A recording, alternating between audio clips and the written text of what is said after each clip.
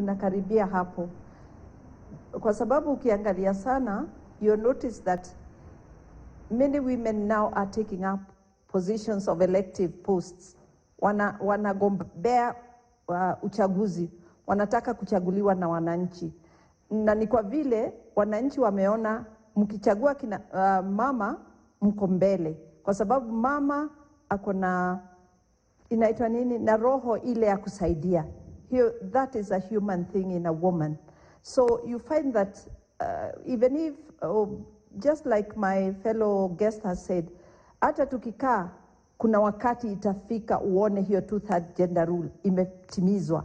Na kwanza ningeuliza serikali, hii kiti ya women rep ikae mpaka wakati huo tutafika kina mama waende kuwa elected, because hii kiti ya women rep ni ya kuwa elected na inasaidia kukaribia that 2/3 gender rule. But I think people are beginning to compare and contrast.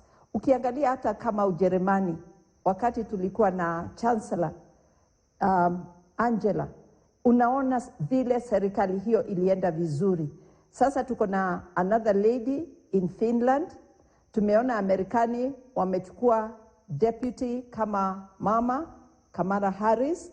So it is something that we can see when a woman is in a position of leadership, they work towards what they're supposed to be doing. And our women now are educated, they can compete for these seats.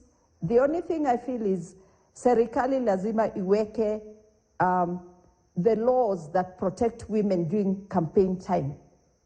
Give them confidence, give them protection